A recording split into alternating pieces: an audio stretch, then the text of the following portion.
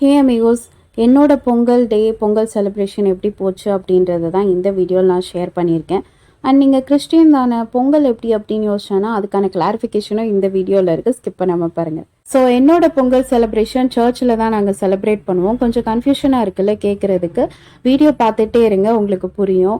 And before நைட்டே வந்து Pongal செலிப்ரேஷனுக்கான prep time போயிட்டு இருந்தது. லைக் ரங்கோலி, கோலம் அண்டு நிறைய கேம்ஸ்லாம் வந்து எங்கள் சர்ச்சில் கண்டக்ட் பண்ணுவோம் பொங்கலை முன்னிட்டு.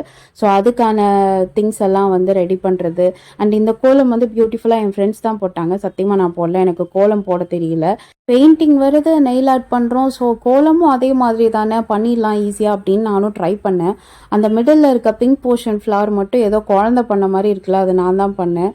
எனக்கு சத்தியமாக அந்த ஃபினிஷிங் வரல, பட் அவங்க வந்து செம்மையாக பண்ணாங்க. நல்ல பிரைட் வைப்ரண்ட் கலர்ஸ். அண்ட் இந்த ரங்கோலியில் வந்து ஒரு ஹிடன் பாலிட்டிக்ஸ் இருக்குது. கண்டுபிடிச்சிங்கன்னா நீங்கள் காமெண்ட் பண்ணுங்கள் என்னன்ட்டு. ஸோ ட்ரை பண்ணி வரலன்ட்டு நான் வீடியோ எடுக்க ஸ்டார்ட் பண்ணிட்டேன். பட் என்னோட எஃபோர்ட்டும் ஏதாவது கொஞ்சம் இருக்கணும் இல்லையா, அதனால் இந்த பானையில் வந்து என்னோட கைவண்ணத்தை காமிச்சிருக்கேன்.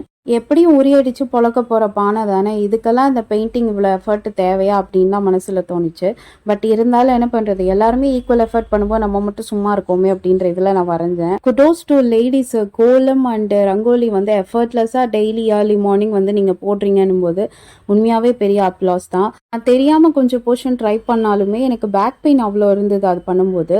பட் சில லேடிஸ்லாம் டெய்லியும் எஃபர்ட்லெஸ்ஸாக வந்து ட்ரெடிஷனாக அதை ஃபாலோ பண்ணிட்டு வரும்போது எவ்வளோ பெரிய விஷயமா இருக்குது. ப்ரெஷ் பிடிச்சி பெயிண்ட் பண்ண தெரிஞ்ச எனக்கு கோலமாவை கையில் ஹோல்ட் பண்ணி கோலம் போட தெரியல. தேர் ஐ ரியலைஸ்ட் எல்லா ஆர்ட் ஃபார்முக்குமே ஒரு யூனிக்னஸ் இருக்குது. And also it's not an easy thing. ஒரு ஆர்ட் ஃபார்மாக ப்ராப்பர் ப்ராக்டிஸ் இல்லாமல் அதை பண்ண முடியாதுன்றதை நான் தெரிஞ்சுக்கிட்டேன். அண்ட் பொங்கல்னா பானை செட்டப் இதெல்லாம் இருக்கணும் இல்லையா. ஸோ ஒரு ஃபேக் பொங்கல் பானை இப்படி தான் நாங்கள் செட்டப் பண்ணி வச்சுருப்போம்.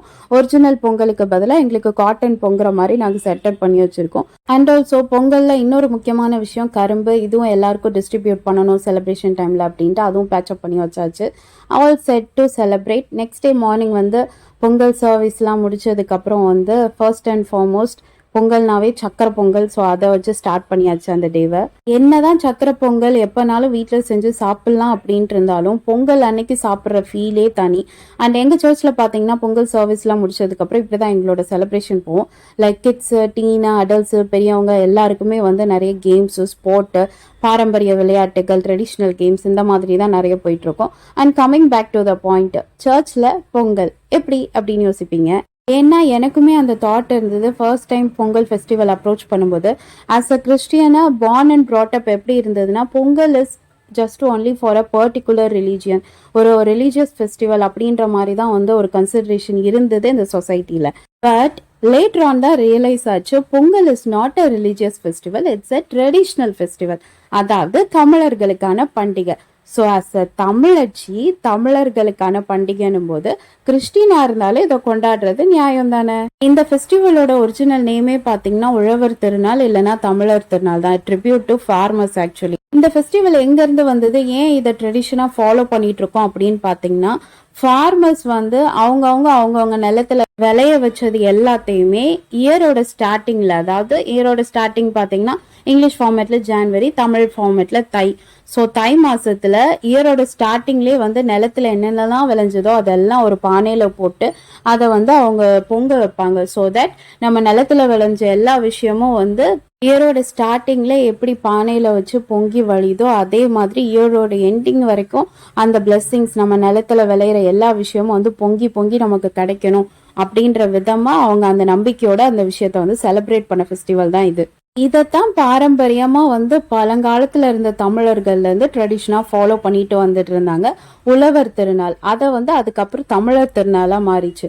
அது எங்க பொங்கலா டிரான்ஸ்ஃபார்ம் ஆச்சுன்னா, இப்படி செலிப்ரேட் பண்ண விஷயத்த வந்து அதை ஒரு ரிலீஜியஸ் பீப்புள் வந்து அவங்க கடவுளுக்கு, அதாவது சூரியனுக்கு வந்து படைக்கும் போது அதை வந்து ஒரு ரிலீஜியஸ் ஃபெஸ்டிவலா டிரான்ஸ்ஃபார்ம் ஆகுது. இங்கதான் இந்த பொங்கல் என்ற ஃப்ரேஸும் உள்ள வருது. நான் எந்த பர்டிகுலர் ரிலீஜியஸையும் பின் பாயிண்ட் பண்ணல, எந்த ரிலீஜியஸையும் நான் டிமோட்டிவேட் பண்ணல. ஜஸ்ட் ஒரு காமன் ஃபேக்டை தான் ப்ரூவ் பண்ணிட்டு இருக்கேன். என்னதான் வந்து ஜெனரேஷன் மாடர்னிட்டியா போயிட்டு இருந்தாலும் ஒரு பர்டிகுலர் ரிலீஜியஸ் ஃபெஸ்டிவலை நாம ஏன் செலிப்ரேட் பண்ணணும், இது நமக்கானது இல்லையே அப்படின்ற தாட் வந்து சில பேருக்கு இருக்கு. கில்ட்டே வேண்டாமே. ஹிஸ்டாரிக்கா பார்க்க போனா தமிழர்களால செலிப்ரேட் பண்ண ஒரு ட்ரெடிஷ்னல் ஃபெஸ்டிவல் தான் இது. ஸோ ஒரு தமிழர்கள்னு பார்க்கும்போது அதுக்குள்ள எங்கெங்க ரிலீஜியஸ் வரப்போகுது. இன்னும் சிம்பிளா சொல்ல போனா பொங்கல்ன்றது இயரோட ஸ்டார்டிங்ல உங்களுக்கு கிடைச்ச பிளெஸிங்க உங்க கடவுளுக்கு தேங்க் பண்ற ஒரு ஹார்வெஸ்ட் ஃபெஸ்டிவல் தான். அது எந்த கடவுளா இருந்தாலும் சரி. ஸோ இது தமிழ் கல்ச்சரா கொண்டாடப்படுற ஒரு ட்ரெடிஷ்னல் ஃபெஸ்டிவல் தான். ஏன் இது நம்ம கல்ச்சர்ல மட்டும் இல்லைங்க, ஒரு ஒரு ஸ்டேட்லயும் டிஃப்ரெண்ட் அவங்கவுங்க கல்ச்சருக்கு ஏற்ற மாதிரி இதை செலிப்ரேட் பண்ணுவாங்க. ஈவன் கேரளால கூட இதே பொங்கலை வந்து அவங்க விதத்துல, if I am not wrong, இந்த ப்ரொனவுன்சியேஷன் எப்படின்னு எனக்கு தெரியல, அட்டுக்கால் பொங்கலா அப்படின்ற நேமிங்ல அவங்க செலிப்ரேட் பண்றாங்க. இப்போ எல்லா ஃபெஸ்டிவலும் ஒரு கல்ச்சரா ட்ரெடிஷனா பாருங்க. இந்த ஃபெஸ்டிவல்னா அவங்களுக்கு தான், இந்த ஃபெஸ்டிவல்னா இவங்களுக்கு தான் அப்படின்னு ஒரு பவுண்டரி போடாம எல்லா ஃபெஸ்டிவலையும் எல்லாருமே வந்து செலிப்ரேட் பண்றதுக்கு ட்ரை பண்ணுங்க. அண்ட் மோரோவர் இப்போ எல்லாருமே அப்படி மாறிட்டோம். லைக் தீபாவளி வந்துட்டா எல்லார் வீட்லயும் வந்து கிராக்கர்ஸ் வாங்கி கொண்டாடுறோம்.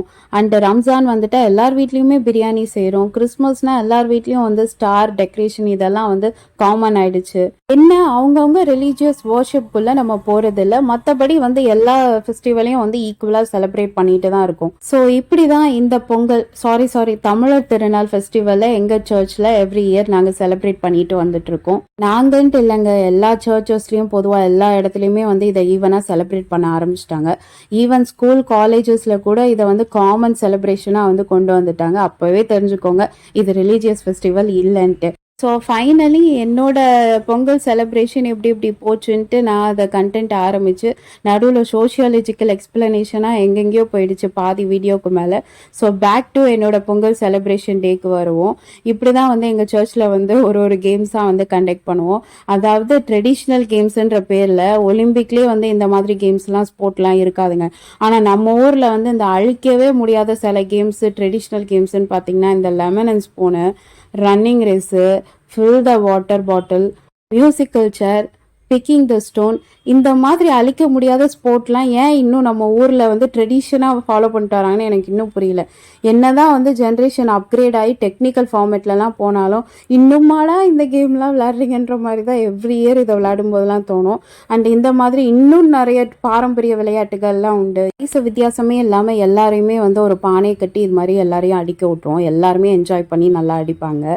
இந்த மாதிரி சோலோ பர்ஃபார்மன்ஸ்லாம் இல்லாமல் குரூப் கேங் வாருமே உண்டு. நீ பெரியவனா நான் பெரியவனான்னு காமிக்கிற இந்த டக் ஆஃப் வாரும் வந்து ட்ரெடிஷ்னல் கேம் தான். நான் இங்கே மட்டும் இல்லைங்க, எல்லா பொங்கல் செலிப்ரேஷன்லையும் சரி, காலேஜஸாக இருக்கட்டும், ஸ்கூலாக இருக்கட்டும், ஐடி கம்பெனிஸ்லேயா இருக்கட்டும், எல்லா செலிப்ரேஷன்லையும் எங்கேருந்து இந்த உரியடி டக் ஆஃப் வார் இது ரெண்டு மட்டும் இன்க்ளூட் பண்ணுறீங்கன்னு எனக்கு புரியலங்க. சறுக்கு மரம் கூட தான் இருக்குது, அதெல்லாம் ஏன் ட்ரை பண்ண மாட்டேன்றீங்க? அதுவும் தானே ஒரு ட்ரெடிஷ்னல் ஸ்போர்ட்டு. டீம் போட்டு விளையாடுறதுமே கபடி அந்த மாதிரி எவ்வளோ ஃபிசிக்கல் சேலஞ்சிங் கேம்ஸ்லாம் இருக்குது. ஆப்வியஸ்லி டக் ஆஃப் வாரும் வந்து ஒரு ஃபிசிக்கல் கேம் தான். பட் அது மாதிரியெல்லாம் வந்து இன்க்ளூட் பண்ணாமல் இதே பேட்டர்னை தான் ஃபாலோ பண்ணுவேன்ட்டு எனக்குமே வந்து மனசில் சொல்ல தோணுது. பட் முடியலையே. எல்லா ஃபாரம்லேயும் ஒரு பேட்டர்ன் தான் ஃபாலோ பண்ணுவோம் அப்படின்னு நீங்கள் வச்சுருக்கீங்க. இது யாராலங்க மாற்ற முடியும்? ஃபைனலி வந்து ஒரு சோஷியல் கால் தானே. ஸோ இப்படி தான் எல்லா ஏஜ் குரூப் பீப்புளும் அவங்கவுங்களோட வயசையே மறந்து இறங்கி நல்லா என்ஜாய் பண்ணி இந்த கேம் ஸ்போர்ட்டெல்லாம் வந்து ப்ளே பண்ணுவோம் அன்னைக்கு டேக்கு. வின்னிங் ஆர் லூசிங் அதை பற்றி யோசிக்காமல் ஜாலியாக செலிப்ரேஷனில் இன்வால்வ் ஆகி இது மாதிரி நல்லா ஹாப்பினஸ்ஸாக எல்லாரையும் என்டர்டெயின் பண்ணிவிட்டு அவங்களுமே என்டர்டெயின் ஆகிட்டு அந்த டே வந்து இப்படி தான் நாங்கள் செலிப்ரேட் பண்ணுவோம்.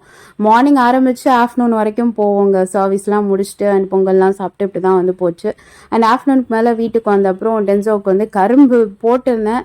இந்த பையன் வந்து திருடி ஸ்டோல் பண்ணி சாப்பிட ஆரம்பிச்சிட்டான். ஸோ என்ஜாய் பண்ணி சாப்பிட்றதுனால நானும் விட்டுட்டேன். ஆக்சுவலி அவன் இப்போ தான் வந்து ஃபர்ஸ்ட் டைம் வந்து அவன் கரும்பு சாப்பிட்றான் அவன் லைஃப்பில்.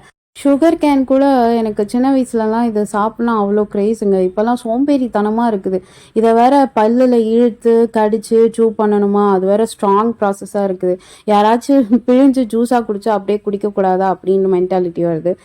ஏஜ் ஆக ஆக சோம்பேறித்தனமும் கூட வருமா என்னன்னு தெரியலங்க. தட் இஸ் அடல்ட்டிங்னு நினைக்கிறேன். இந்த வீடியோ யூஸ்ஃபுல்லாக இருந்ததா, போரிங்காக இருந்ததா, இல்லை ஹர்ட்டிங்காக இருந்ததான்னு எனக்கு தெரியல. பட் எனிவேஸ் எல்லாருக்குமே வந்து இனிய தமிழர் திருநாள் நல்வாழ்த்துக்கள். இதே மாதிரி இன்னும் நிறைய இன்ட்ரெஸ்டிங் வீடியோஸ்க்கு மறக்காம என் சேனலில் like, share and subscribe. And don't forget to press the bell icon for notification. See you back soon. Bye.